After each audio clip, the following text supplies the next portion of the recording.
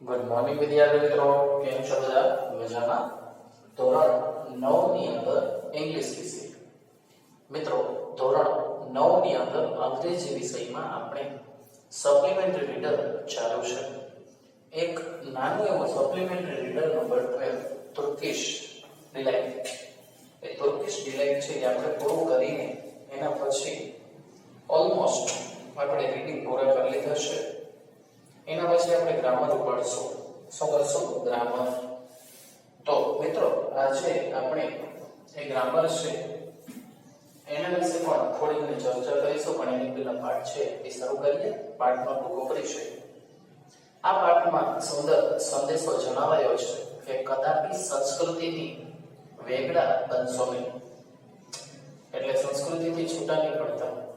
લેખિકા 13 વર્ષની છે જેનું નામ હામદીએ શેરીક છે. તે તુર્કીના અગ્નિકોણમાં આવેલા દાર્જીશિર નગરમાં રહે છે. તે તેના ઘરકામમાં મદદ કરે છે. તેમનો પરિવાર મર્યાદિત આવકમાં જીવન નિર્વાહ કરે છે. તેની માતા મહેનતુ, મદદ કરતા અને પ્રામાણિક સ્ત્રી છે. તેમના હાથવણાટના તુર્કીશ ધાબળા અને ગાલીચા જગતભરમાં મશહૂર છે. છોકરીઓ અને સ્ત્રીઓને મદદ કરવા માટે ગામડાઓમાં સેવા કેન્દ્રો છે. તેઓ ત્યાં પૈસા કેવી રીતે કમાવા તે શીખે છે. આ રીતે તેઓ તેમના કુટુંબની આવકમાં યોગદાન આપે છે. તુર્કીમાં પરંપરા અને ઔપચારિક પ્રસંગોનું તેમના જીવનમાં આગવું સ્થાન છે. કેટલીક પરંપરાઓમાં યુવા દંપતીઓના લગ્નની ઉજવણી, બીમાર લોકોની મુલાકાતો અને અંત્યેષ્ટિની વિધિઓની સમાવેશ થાય છે. ધાર્મિક રજાઓમાં લોકો જૂની ગેરસમજો અને ભૂલોને ભૂલી જાય છે અને એકબીજાને માફ કરી દે છે. તેઓ સહિષ્ણુતા અને પ્રેમથી જીવે છે. તુર્કી લોકો પુષ્કળ જરદાળો પકવે છે. લોકો તે ચૂંટે છે અને સૂકવે છે. જ્યાં જુઓ ત્યાં સુંદર ગુલાબી સુરખી છવાયેલી હોય છે. અહીં તુર્કીશ જરદાળો આરોગવાની સ્વાદિષ્ટ રીત આપેલી છે. આ બનાવવા માટે રસોડામાં કોઈની મદદ લો. જરદાળોના ઝીણા ટુકડાઓ પોચા કરવા માટે 2 કલાક પાણીમાં પલાળી રાખો. કઢાઈમાં પાણી, ખાંડ અને લીંબુનો રસ મેળવો અને મધ્યમ તાપે ઉભરો આવવા દો. જરદાળુના ઝીણા ટુકડાઓને પોચા કરવા માટે તેને પાણીમાં પલાળવી અને આ પ્રક્રિયા કરવાની છે. ચમચાનો ઉપયોગ કરી કાળજીપૂર્વક જરદાળુ નાખો અને 5 મિનિટ સુધી એને રાંધો. જરદાળુના દરેક ટુકડા પર થોડા પ્રમાણમાં ફીણેલો ક્રીમ નાખો. જરદાળુના ઝીણા ટુકડાને ઉપર ભભરાવો. ભરપેટ ખાઓ અને મોજ કરો. આ છે તુર્કીશ ડિલાઇટ, એટલે કે તુર્કીશની મોજ.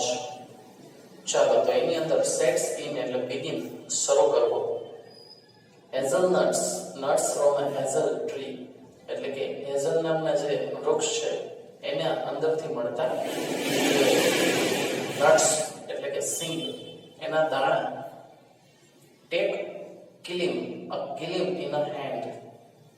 પછી સેરેમની એટલે ફોર્મલ ઓકેશન્સ. ફોર્મલ ઓકેશન્સ એટલે કે અહીંયા જે આપણે વ્યવહારિક ફોર્મલ ઓકેશન્સ, વ્યવહારિક આપણા પ્રસંગો. Funeral services, ceremonies. Funeral services એટલે કોઈ જ્યારે ગુજરી જાય ત્યારે ફ્યુનરલ ગોઠવે. ટુગેધરનેસ, કંપની એટલે સાથે રહેવું. ચોપ્ડ એટલે સ્લાઇસ ઓફ, કાપવું તે. શોક પુટ ઇન વોટર એટલે કે પાણીમાં ડુબાડવું. Dip it, eat and enjoy એટલે ખાવું અને મજા કરવી. તો અહીંયા આપણે પાઠનો પરિચય મેળવી લીધો છે. હવે પાઠમાં આગળ વધીશું. ચાલો. My name is Hamdiye Sherik. મારું નામ હામદીએ શેરીક છે. આઈ એમ 30 years old. હું 13 વર્ષની છું. I live in the town of Darjishir in the southern part of Turkey. હું તુર્કીના અગ્નિકોણમાં આવેલા દાર્જીશિર નગરમાં રહું છું. I have black hair and dark skin. મારા વાળ કાળા અને જાંબલી શ્યામ છે. I am very thoughtful and honest. હું ખૂબ વિચારશીલ અને પ્રામાણિક છું. I respect my elders and love youngsters. હું મારા મોટાઓ છે એની વડીલોને માન આપું છું અને મારાથી નાનાઓને ચાહું છું. I like reading poetry and playing volleyball. મને કવિતા વાંચવી અને વોલીબોલ રમવાનું ખૂબ જ ગમે છે. ડ્યુરિંગ ધ વીક, અઠવાડિયા દરમિયાન, I go to school in the mornings, હું સવારે નિશાળે જાઉં છું. When I return home at noon, જ્યારે બપોરે હું પાછી ફરું છું. I help my family with housework first, હું મારી કુટુંબને ઘરકામમાં મદદ કરું છું. ધેન આઈ ટેક લંચ, અને પછી હું ભોજન લઉં છું. I live with my 2 sisters and my mother, હું મારી 2 બહેનો અને મારી માતા સાથે રહું છું. We all help one another, અમે એકબીજાને બધા જ મદદ કરીએ છીએ. After the household work, I do my homework, read and play, મારા ઘરનું કામ પતાવ્યા પછી હું મારું શાળાનું ગૃહ કાર્ય કરું છું, વાંચું છું અને રમું છું. My father died years ago, so we live on a very limited income, but I have no complaints.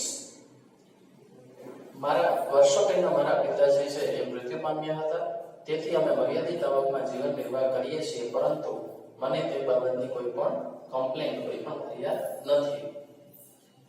My mother is a hardworking, helpful and honest woman, મારા માતા છે એ ખૂબ જ મહેનતુ, મદદ કરતા અને પ્રામાણિક સ્ત્રી છે. She is my role model. I am very happy to have such a family. તે મારી આદર્શ છે. આવું કુટુંબ મેળવવાનો મને ખૂબ જ અત્યંત આનંદ છે.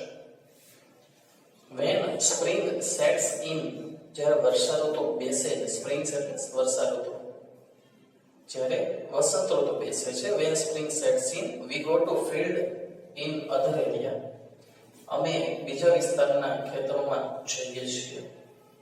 We collect cotton or hazelnuts, અમે રૂ અને સૂકો મેવો, hazelnuts એટલે સૂકો મેવો, કલેક્ટ કરવો એટલે કે મેળવી છીએ, અને શું કરી છે, કલેક્ટ કરી છે, એકઠું કરી છે. In summer we return to our town and live on the saved money for the rest of the time. ઉનાળામાં અમે અમારા નગરમાં પાછા ફરીએ છીએ અને બાકીના સમયમાં બચાવેલા પૈસા ઉપર જીવન નિર્વાહ કરીએ છીએ. તો ચાલો મિત્રો, આજે આપણે આટલું જે કરેલું છે એટલું તમારે તમારી નોટબુકમાં ખૂબ જ સુંદર અક્ષરે લખી નાખવાનું છે. શેમાં? નોટબુકમાં એકવાર લખવું. શું લખવાનું? આજે મેં જેટલું કરાવ્યું છે એટલું ઇંગ્લિશમાં. જો વ્યવસ્થિત લખશો તો જ તમને વાંચતા અને લખતા અને બોલતા આવડશે. એટલા માટે હંમેશા ઇંગ્લિશ છે લખવાની ટેવ રાખજો મિત્રો. ઠીક છે? ચાલો, તો હવે મળશું આવતા નેક્સ્ટ વિડીયોમાં મિત્રો. ત્યાર સુધી બધા જ ઘરે રહો, સુરક્ષિત રહો.